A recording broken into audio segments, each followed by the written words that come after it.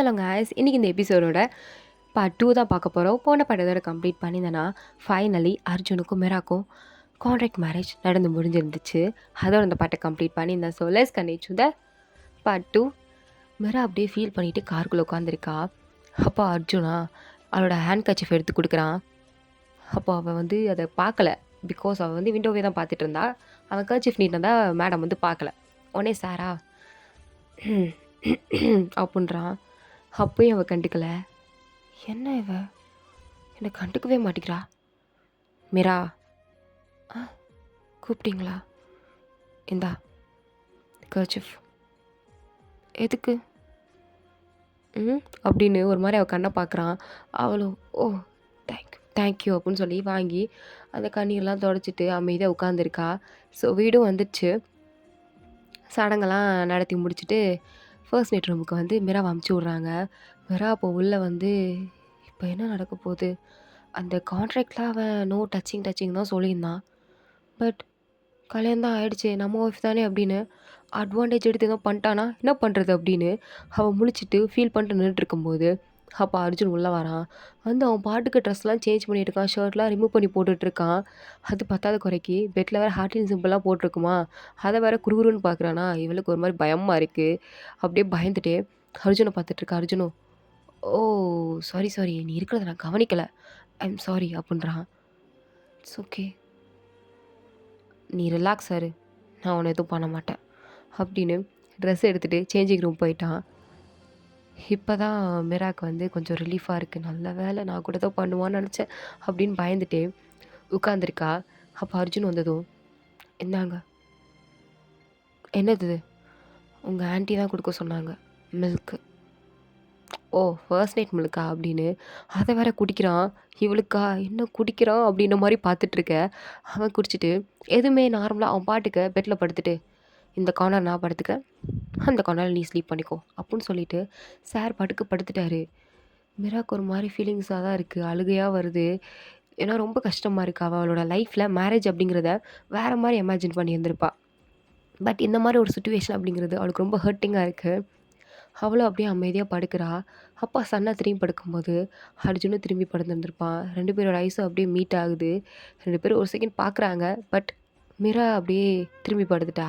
ஆனால் அர்ஜுனா இவ கண்ணை பார்க்கும்போது நம்மளுக்கு இதுக்கு ஒரு மாதிரியா இருக்குது. அர்ஜுன் இதெல்லாம் வேஸ்ட் ஆஃப் டைம் அப்படின்னு அவனும் திரும்பிட்டான். அப்படியே டைம் கொஞ்சம் ஸ்கிப் ஆகிட்டே போகுது. ஒரு மிட் நைட் 2 மணிக்கிட்ட வந்திருக்கும். அர்ஜுன் பாட்டுக்கு மிராவோட கிட்ட அப்படியே உருண்டு வந்து காலை தூக்கி மேலே போடுறான். ஆக்சுவலி அவருக்கு நைட்டு தூக்கத்தில் காலை மேலே போடுற பழக்கம் இருக்குது போல். இத்தனை நாள் தனியாக படுத்துட்டு இருந்தார், சும்மா தலாணி மேலே காலை தூக்கி போட்டுட்டு இருந்தார். இப்போ தான் மீரா பக்கத்தில் படுத்திருக்கால. பட் சாருக்கு தூக்கத்தில் அது தெரியலை. அவன் பாட்டு காலை தூக்கி போட மீரா பதறி அடிச்சுட்டு முடிச்சு பார்க்குறா. இவன் கால் அவன் மேலே இருக்கிறத பார்த்ததும் தள்ளி விழலான்னு பார்க்குறா. பட் சாரு பயங்கர வெயிட்டு, தள்ள முடியலை. என்ன பண்ணுறதுன்னு வேற இவளுக்கு புரியலை. அழுகையாக தான் வருது. சுத்தமாக அவளுக்கு பிடிக்கல இப்படி பண்ணுறது. அப்படியே ஒரு மாதிரி என்ன பண்ணுன்னு தெரியாமல் படுத்துட்டு இருக்கும்போது தான் வெளியில் யாரையோ பார்க்குறா. இவளை குறுகுறுன்னு பார்த்துட்டு இருக்க மாதிரி இருக்குது. அவனை பார்த்தது ஒரு செகண்ட் அப்படியே பதறி அடிச்சு எழுந்துச்சி உட்கார்றா. இதில் அர்ஜுன் வேற கையை போடுறான், காலை போடுறான். அவனை ஒரு பக்கம் தள்ளிட்டு வேமா எழுந்திரிச்சு கீழே வரா. வந்து இங்கே இங்கே இங்கே என்ன பண்ணுற நீ?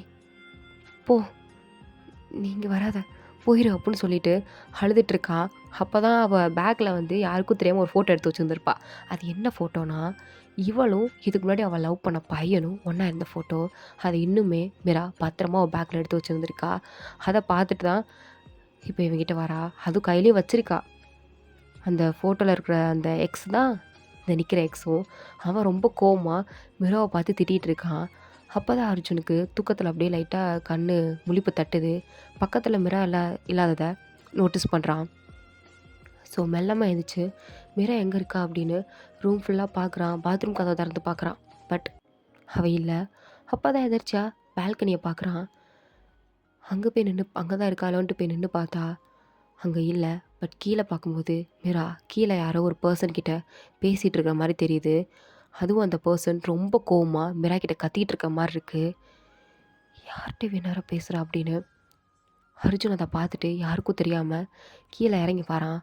வந்து கார்டன் ஏரியா பின் சைடில் தான் இவங்க பேசிகிட்டு இருக்காங்க. ஸோ அதுக்கு ஃப்ரண்ட் சைடில் ஒரு மறைவான இடத்துல அர்ஜுன் நின்று என்ன பேசுகிறாங்க அப்படிங்கிறத கேட்க ட்ரை பண்ணுறான். பட் அவங்க பேசுகிறது சரியாக கேட்கல. ஆனால் அந்த பர்சன் மீரா கிட்ட என்ன சொல்கிறானா, இந்த கல்யாணம் பண்ணிட்டா நீ தப்பிச்சு போயெல்லாம் நினச்சிட்டு இருக்கியா? என்கிட்டேருந்து உன்னால் தப்பிச்சு போக முடியாது, சேஃபாகவும் இருக்க முடியாது. ப்ளீஸ் இங்கே வராத, போயிரு. அர்ஜுன் பார்த்தா பெரிய ப்ராப்ளம் ஆயிரும்.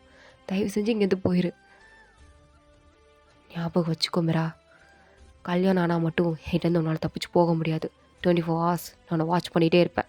உன் புகுந்த வீட்டுக்கு வர தெரிஞ்ச எனக்கு உள்ளே வர தெரியாமல்ல, பார்த்து நடந்துக்கோ. பெரிய ஃபேமிலி, மானம் ரொம்ப பெருசாக இருக்கும், கேவலப்படுத்திடாத, புரியுதில்ல அப்படின்னு காதுகிட்ட சொல்லிட்டு அங்கேருந்து போகிறான். அவன் போனதுக்கப்புறம் மீரா அங்கேயே உடஞ்சி போய் உட்காந்து பயங்கரமாக அழுகிறா. அர்ஜுனுக்கு ஒன்றும் புரியலை. இவன் ஏதோ பேசிட்டு போகிறான், கோவமாக போகிறான், இவன் உட்காந்து அழுகிறா. இதை மட்டும்தான் அவன் பார்த்துருக்கான். பட் அவனுக்கு ஒன்றும் புரியல, ஏன் இவன் இப்படி அழுகிறா, ஏன் ஃபீல் பண்ணுறா அப்படிங்கிறத ஒன்றும் அவனால் புரிஞ்சிக்க முடியல. எதுவுமே தெரியாத மாதிரி மறுபடியும் பெட்ரூமுக்கு வந்து பெட்டில் படுத்துட்டான். அப்போ மீரா வரா, வந்து என்ன என்ன நடக்க போதோ கடவுளே, இங்கே என்ன நடக்க போதோ அப்படின்னு பெட்டில் வந்து அமைதியாக உட்கார்றா. திருப்பி அர்ஜுனை பார்க்குறா. அர்ஜுன் தூங்கிட்டு இருக்கா அப்படின்னு நினச்சி எதுவுமே சொல்லாமல் அவளும் அப்படியே படுத்துட்டா. அர்ஜுனுக்கும் அப்படியே தூக்கம் வந்துருச்சு, தூங்கிட்டாங்க. ஸோ மறுநாள் காலையில் கண்ணு முழிச்சு மீரா பார்க்குறா. அவளோட வகுத்துக்கிட்ட ஏதோ பயங்கர வெயிட்டாக இருக்குது. என்னன்னு குனிஞ்சு பார்த்தா அர்ஜுன் தான் அப்படியே உருண்டு வந்து தலானின்னு நினச்சி மீராவோட வகுத்து மேலேயே படுத்திருக்கான். அவனோட மண்டை மீராவோட வகுத்து மேலே இருக்குது. பயங்கரமாக சார் மீராவை ஹக் பண்ணிட்டு படுத்திருக்காப்புல, தூக்கத்தில் அவருக்கே தெரியாமல். ஆனால் மீரா அக்கா அதை பார்த்து அப்படியே ஷாக் ஆகுறா. ஓ மை காட், இவருக்கு தூக்கத்தில் காலை போடுற பழக்கம் இருக்குன்னு தான் நினச்சேன். ஆனால் இவன் இப்படி பண்ணுறான். ஏதோ பெரிய உத்தமம் மாதிரி கான்ட்ராக்டில் நோ டச்சிங் அப்படிலாம் சொன்னான். ஜென்டில்மேன் மாதிரி பிஹேவ் பண்ணான். இப்போ என்ன இப்படி பண்ணுறான் அப்படின்னு அவனை சொல்லலை மேடம். இந்த மனசை நினச்சிட்டு அவனை அப்படியே தள்ளி வைக்கிறா. பட் அவன் லைட் வெயிட்டாக தான் இருக்கான். என்னது இது, நேற்று நைட்டு கால் எடுக்கும்போது ரொம்ப கஷ்டப்பட்டு எடுத்து விட்டேன், இப்போ என்ன ஈஸியாக போகிறாரு? ஒரு வேளை முழிச்சிருக்காரோ? இல்லையே, பார்த்தா அப்படி தெரிலையே. சரி நமக்கு என்ன அப்படின்னு அவனை பெட்டில் பத்திரமா படுக்க வச்சுட்டு பெட்ஷீட்லாம் எடுத்து போத்திட்டு தான் அவன் ரெஸ்ட் ரூமுக்கு போகிறா. அப்போ தான் அர்ஜுன் கண்ணையே முழிக்கிறான். ஆக்சுவலி அவன் வந்து மீரா கண்ணு முழிச்சது இவனும் முழிச்சிருந்துருப்பான். எந்திரிச்சு போகலான்னு பார்க்குறதுக்குள்ளே அவன் எந்திரிச்சிட்டா. அவனுக்கு ஒரு மாதிரி கண்ணு முழிச்சா எம்பாரசிங்காக இருக்கும், ஒரு ஆக்வர்டான ஃபீல் இருக்கும் அப்படின்னு தான் கண்ணை மூடிட்டு இருந்திருக்கான். இப்போ ரெஸ்ட் ரூம் போனதும் அப்படியே தலையில் அடிச்சுக்கிறான். டீ ஏதோ பெரிய இவன் மாதிரி அவன்கிட்ட போய் நோ டச்சிங் நீ பயப்படாதெல்லாம் டைலாக்லாம் பேசுனியடா, இப்போ என்ன அசிங்கமாக பிஹேவ் பண்ணுற அவகிட்ட போய்.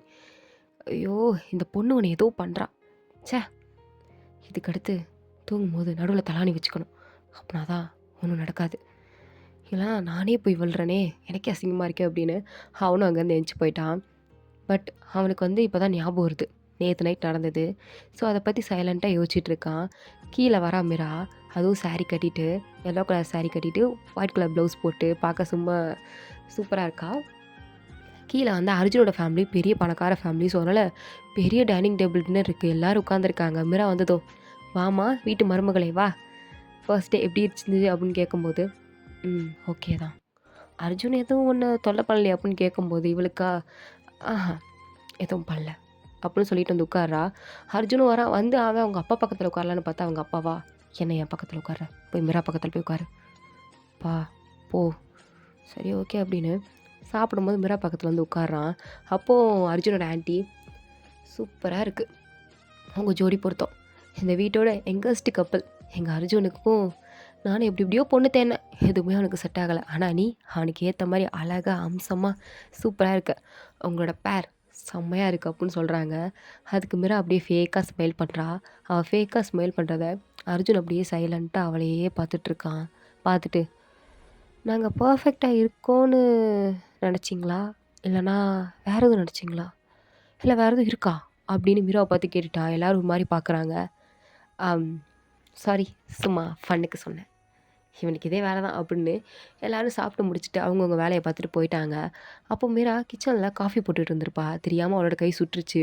ஐயோ அப்படின்னு காஃபி கிளாஸ் கீழே போட்டுட்டு கத்திட்டு இருக்கா. அப்போ சடனாக அர்ஜுன் எங்கேருந்து வந்தான்னு தெரில, அவளோட கையை பிடிச்சி, என்ன ஆச்சு ஒழுங்கா வேலை பார்க்க மாட்டியா, இங்கே வா அப்படின்னு டேப்லேருந்து தண்ணியெல்லாம் திறந்து விட்டுட்டு ஐஸ் பேக்லாம் எடுத்து அவளோட கையில் வச்சுட்டு, ஒன்றும் இல்லைல்ல, வலிக்குதா, சுடுதா, ஹாஸ்பிட்டல் வேணா போவோமா அப்படின்னு கேட்குறான்.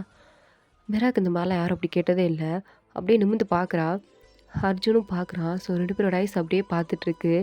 மிராக்கு ஒரு வகையான shocking, surprise and she feel very good, safe with him அப்படின்ற ஒரு ஃபீலில் பார்த்துட்டு இருந்தா. அவனா இப்போ நான் எதுக்கு இவளுக்கு இவ்வளோ பண்ணிகிட்ருக்கேன் அப்படின்னு யோசிச்சுட்டே ஃபீல் பெட்டர். ம் யா வலிக்கலையில, லைட்டாக வலிக்குது. சரி ஓகே, சேஃப் ஆயிரு அப்படின்ட்டு கையை இப்போ தான் விடுறான். அவளும் அவன் கையை விடுறத ஒரு மாதிரி பார்த்துட்டு அவனை பார்க்குறா. அவனும் இப்போ நான் எதுக்கு இவ்வளோ பார்த்துட்ருக்கேன், இப்படிலாம் பார்க்கக்கூடாது அப்படின்னு திரும்பிக்கிட்டான். சரி நான் ஆஃபீஸ் ஆஃபீஸ் போகிறேன், ஒரு ஃபைல் எடுக்கணும், எடுத்துகிட்டு ஆஃபீஸ் போகிறேன். ஆ என்கிட்ட சொல்கிறீங்களா அப்படின்னு கேட்குறா. பின்ன உன்கிட்ட தானே சொல்லணும் ஆஃபீஸ் போகிறேன்னு பாரு, யார்கிட்ட சொல்லணும் அப்படின்னு மனசில் நினச்சிட்டு ம் ஆமாம் அப்படின்னு சொல்லிட்டு ரூமுக்கு போய் ஏதோ ஒரு ஃபைலை தீவிரமாக தேடிட்டு இருக்கான். பட் அவனுக்கு கிடைக்கவே இல்லை. கபோர்ட்லாம் திறந்து பார்த்து தேடும்போது தான் ஒரு ஃபோட்டோ சிக்குது. என்ன ஃபோட்டோ இது அப்படின்னு பார்க்கும்போது தான் மிராவும் இன்னொரு பர்சன், நேற்று அவன் பார்த்தான்ல அந்த பர்சனும் சிரிச்சுக்கிட்டே அந்த ஃபோட்டோவில் இருக்காங்க. அதுவும் கொஞ்சம் க்ளோஸாக மிரோட ஷோல்டர் மேலே அந்த பர்சன் கை போட்டுட்டு இருந்திருக்கான். பின்னாடி திருப்பி பார்த்தா ஃபார் எவர் ஐம் யோர்ஸ் அப்படின்லாம் எழுதியிருக்கு. இதை பார்த்ததும் அர்ஜுனுக்கு செம்ம டென்ஷன் ஆகுது. பிகாஸ் அந்த கான்ட்ராக்ட் பேப்பர்லாம் அவன் கிளியராக மென்ஷன் பண்ணியிருந்திருப்பான். என்ன கல்யாணம் பண்ணிக்கிட்டதுக்கப்புறமும் நீ யார் மேலேயும் ஃபீலிங்ஸ் வச்சுருந்துருக்கக்கூடாது, யார் மேலேயும் அஃபர் வச்சுருந்துக்கூடாது. அப்படி வச்சுருந்தேன்னா இந்த கான்ட்ராக்ட் முடிஞ்சதுக்கப்புறம் நீ வச்சுக்கோ அப்படிலாம் தெளிவாக சொல்லியிருந்திருப்பான். மிராவும் அதுக்கு ஓகேன்னு சொல்லியிருந்திருப்பா. பட் இந்த ஃபோட்டோ பார்த்ததும் அவனுக்கு பயங்கர கோவம் மிரா மேலே. கன்ஃபியூஸாக அப்படியே நின்றுட்டுருக்கான். ஸோ இதோட இந்த பாட்டு வந்து கம்ப்ளீட் ஆகுது. தேங்க்ஸ் ஃபார் வாட்சிங். எனக்கு பிடிச்சிருந்தா லைக் பண்ணுங்கள்.